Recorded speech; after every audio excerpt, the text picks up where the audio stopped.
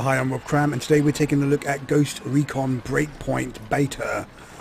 I've been playing this for a few hours now, and I've kind of got to grips with the basics. It was a bit daunting at first, getting to grips with the new kind of style that this game has, but I think I've got a bead on what it's all about. So basically it feels to me like an amalgamation of parts from The Division, and then sort of melded with some of the sort of extra missions that they made for Ghost Recon Wildlands. So it's a mixture of the two, and I think it works reasonably well. I think it takes a bit of time to land on your feet, but once you kind of get the gist of what's actually happening, then it's pretty easy to suss out. So basically this is my character, of which I can collect skill points and then buy items in this store here. This is kind of like a hub area where you can team up with other players, look around, see what you like. Play PvP, and obviously here we are upgrading or buying new weapons and equipment. Just go through these for you, and vehicles as well. Attachments. So all these are based on the skill points that you pick up from completing missions and opening up crates that you find in the field. So at this point in time, nothing is really locked behind any kind of paywall. It's all in-game stuff that you can find, which is good. That's a good starting point. Not much different from the opening of Ghost Recon Wildlands. And obviously they can add new stuff, more cooler stuff to want to play with, that you might have to pay for further down the line. But that's me speculating. There's a high probability that that might happen. So as you can see, it's a lobby area. These are other human players. And it's I can sort of team up with them and go out on a mission. So I've completed the sort of main story arc of this beta, the beta, depending on where you're from. So I'm now free to sort of explore the open map. And if I just sort of show that for you, here's the kind of localized area, and there's a sort of overall size of the map. So it's quite a reasonable place to explore here. Big mountain in the middle. So just give you an idea of the scale. Here's the base, and then that's fully zoomed in. So yeah, it's quite a reasonable size map. Whether it's bigger than the Wildlands map is yet to be seen, but I'm sure, as you saw with the clouds covering some of the areas, that there's more than meets the eye. So let's go out into the field. Another thing as well worth mentioning is that as you leave this base, you can set the time of day where you leave. So if you want a nighttime mission, then you don't have to wait around for that anymore. You can actually select that yourself. Hello there, sister. So let's go outside.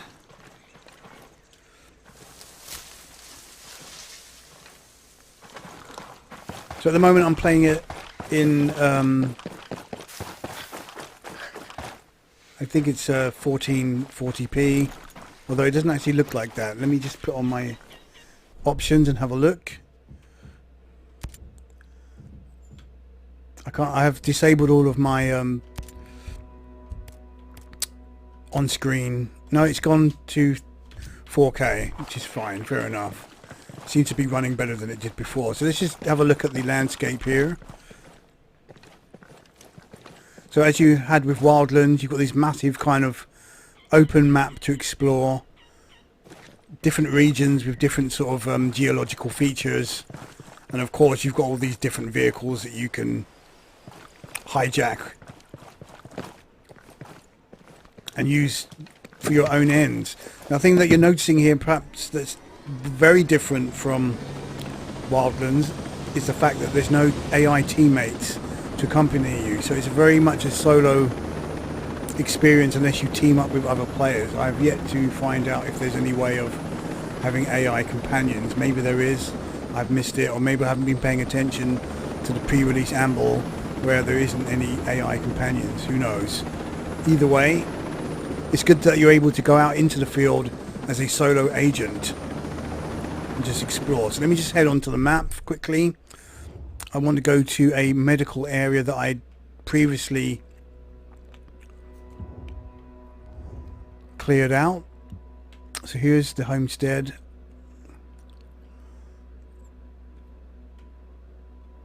Somewhere near here. Let me just try and find it again.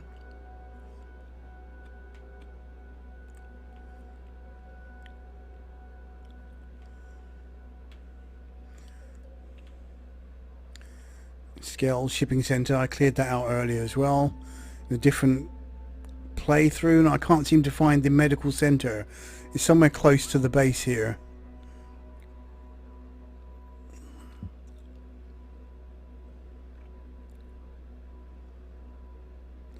In fact, I'm sort of in a very different location. That's where...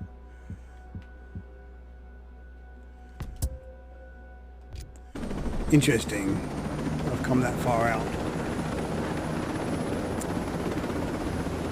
So again, what I'm liking about this is the fact that, alright, it looks very similar in terms of visuals to Ghost Recon Wildlands. The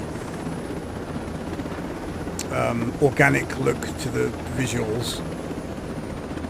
I mean, there's not much difference here compared to Bolivia.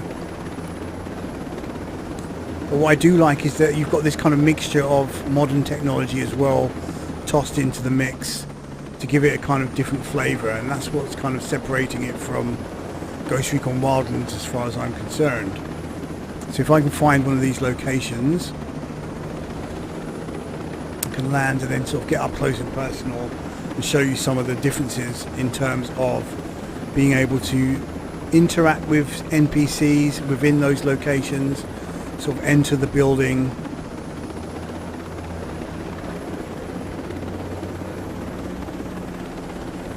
and generally sort of sneak around.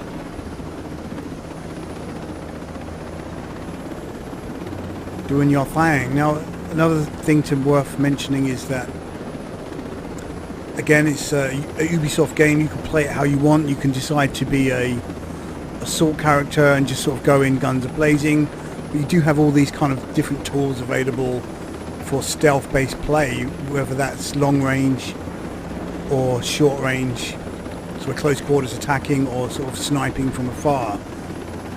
So there is a sort of class-based system. Let me just quickly show you that, where you can then upload your skills in various sort of skill trees. So Panther is a stealth kind of skill tree that I'm on at the moment, which is cool. And then you obviously got the Assault and Field Medic, and then you obviously upgrade these areas to improve your chances. So here's one of the areas I was talking about, the medical center here. It's a kind of a modern, futuristic even looking kind of facility. Something that you would never have had in Ghost Recon Wildlands. So it's a nice welcome change to have that kind of location to enter. So I'll land the chopper, and then we'll get down and dirty with it.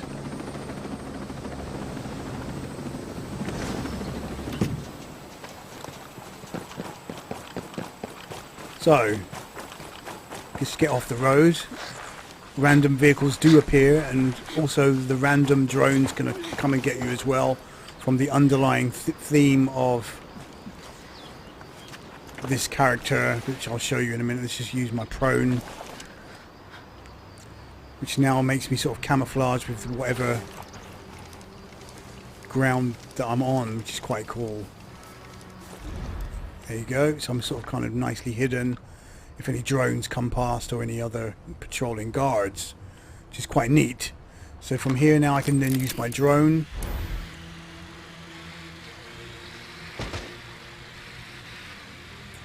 Scout out the base.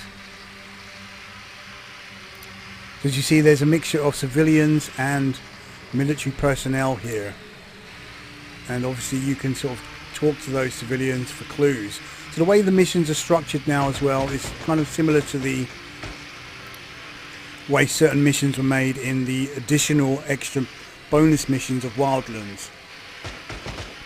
So this time you have to hunt for clues, where you're given certain clues as to whereabouts or your location of where you need to look to trigger the mission. So it's not a case of it's appearing on the map. You just go to the checkpoint or the marker on the map, You've got to sort of deduce from the clues that are given where you need to go. So that's quite an interesting way of doing it. It's not a new thing. They did the same thing in Wildlands. I think they might have even done it in some of their other games. And then you sort of basically from there use the description that you're given to find the location that you're after, which is quite cool. Let's go into this base. Slow it down a bit. So there's an enemies over there, so got to be careful. So I mean, they showcase this kind of environment in the initial reveal trailer, which is quite cool. But what's interesting is the fact that you've got all these civilians here now. That if I go up to this guy here, I'm not gonna hurt you. I can then talk to him. Any idea whereabouts I could find this location? Give me some intel. Surprisingly enough, I know where you can go to find that. Thanks for that. Which is quite cool. Alright, so you're getting these nice kind of bold colours. My Little Pony as well there, which is cool. It just makes a nice difference from all the organic stuff that you had in Wildlands. And obviously there's stuff in here to gather as well, loot and credits and stuff. But I think I've already cleaned this out on a previous excursion here. So it's just to show you what it's like, that you can enter these kind of buildings and sneak up behind people getting meals at the dispenser.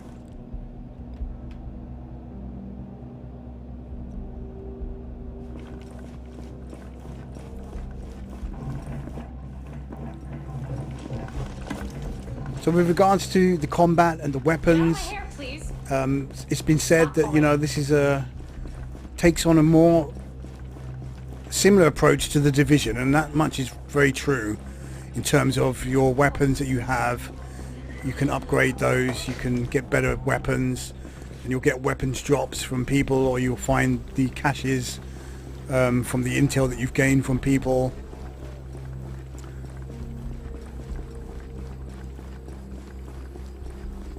So it's quite, it's a feature which you can ignore or you can take on board. It's kind of dependent on how you want to play. From my experience of this beta and the difficulty that I'm playing at least, the weapons are weapons all the same, regardless of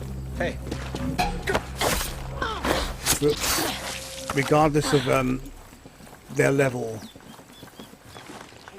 So another feature as well now is you can pick up the bodies and hide them. This is a massive complaint from Ghost Recon Wildlands. It made the game very easy. The fact that you would kill people and the bodies would just disappear and the enemies would be none the wiser. At least now you can actually hide them if you're playing for a pure sort of stealth approach, which is pretty good. And you can see here that the NPC has reacted to that, which is quite interesting.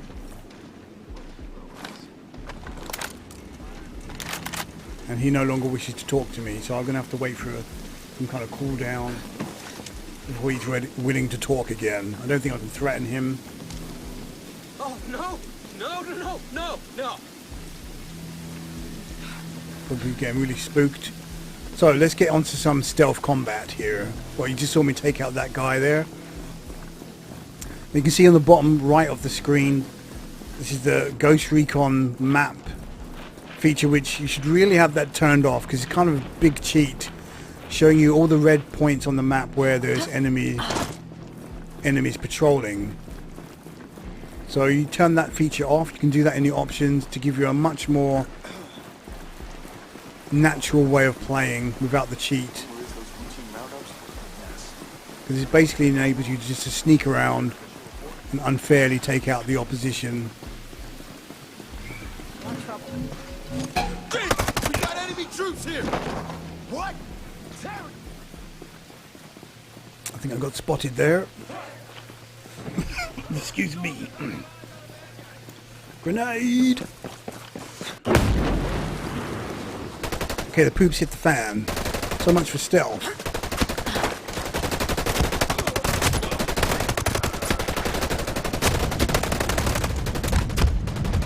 Are they going to die here? Yep. Killed in action. That was a bit rubbish.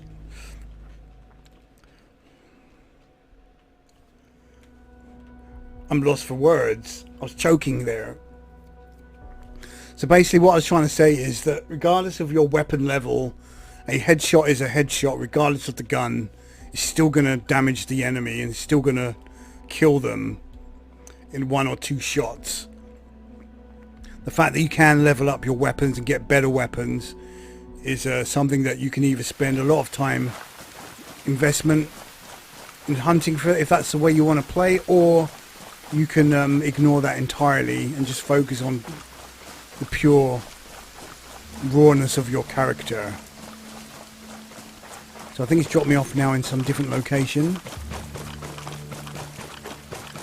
So I think I've given you the basics. I haven't really shown you much stealth. I mean, that was pretty much an epic failure.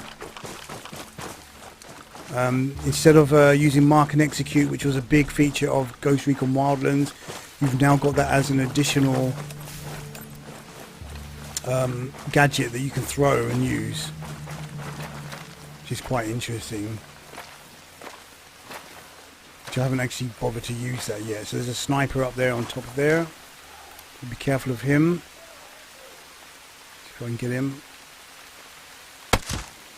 Good shot. So yeah, I mean, a big part of the game is sneaking around and then taking out these strongholds, clearing them, and owning the areas. Like, there's a lot of guards over here, so I can go prone. Use the camo. Seen anything we Get that should drone know up. about? Nah, sorry.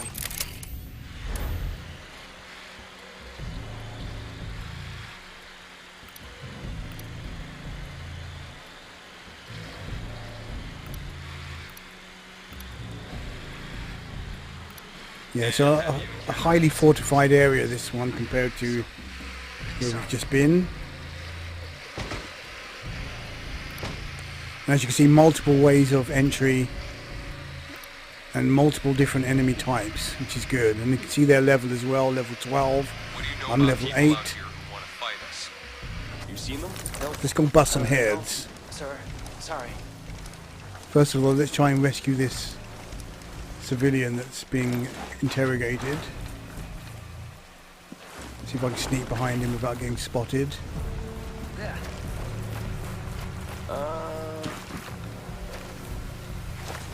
Where the hell did that come from?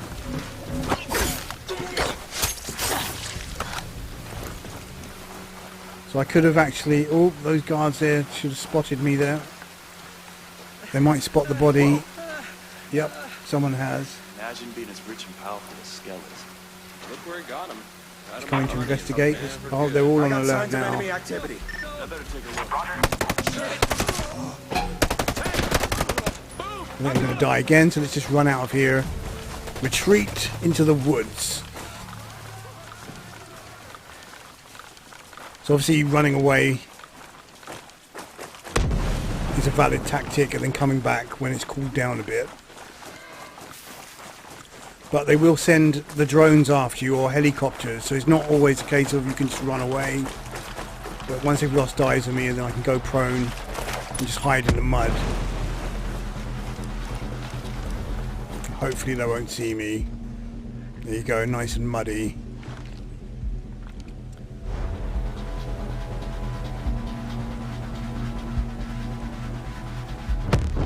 So yeah, I mean, I like the game. It's interesting that it's using that style of the Division and Wildlands fused into one game, as if they had a kind of a love child.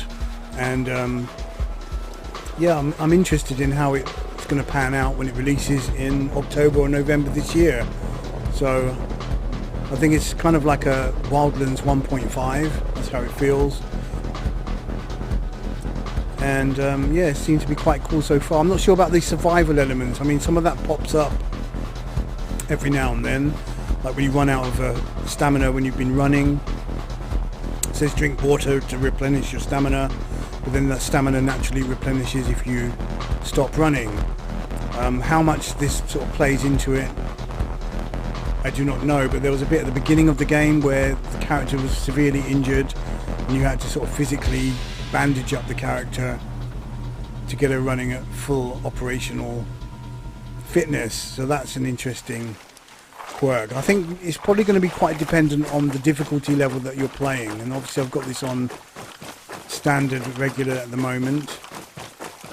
I think once you start going into the tougher settings, the survival elements will come into play a lot more and will impact your sort of playing experience. You'll have to be mindful of that, depending on how good you are at sneaking around and avoiding conflict. But based on the mission that I played, the story mission, it's not going to be easy to avoid the conflict sometimes, based on the story. So now I'm back here. There you go, rest in a biovac or drink water to restore your stamina. So let's take out some of these people. Mr. Bailed. Oh, someone's watching me over there. Yeah, so I haven't really done a good job of clearing out the base first, or marking all the targets. Sort of going a bit rogue here.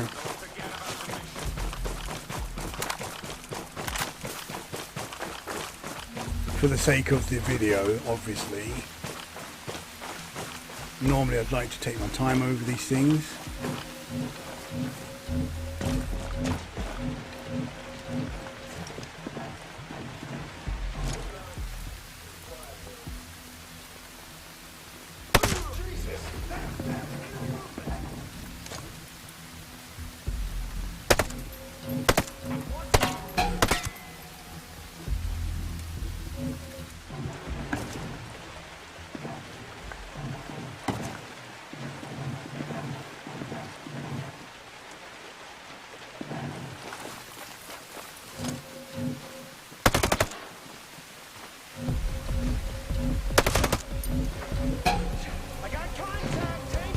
Okay, let's get out of here again for a second time.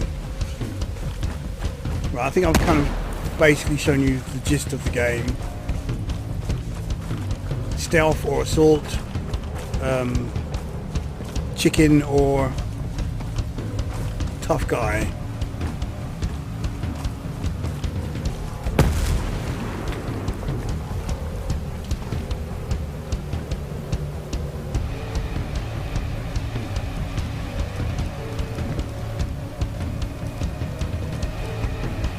Bushes.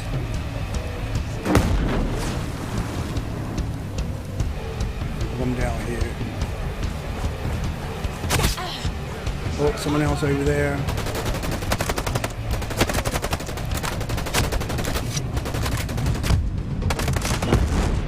Get to cover.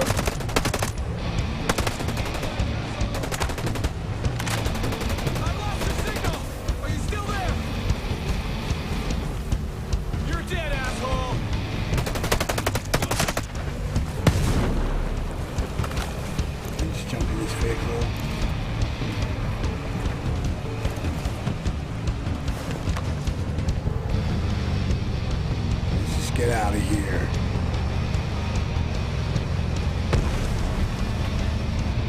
Okay, I'm going to leave it at that. This is Ghost Recon Breakpoint. It has potential and I'm liking it so far, and hopefully I can get more in depth with the full game when it releases in November or October. I can't remember which. Okay, I'm Rob Cram. Thanks for watching.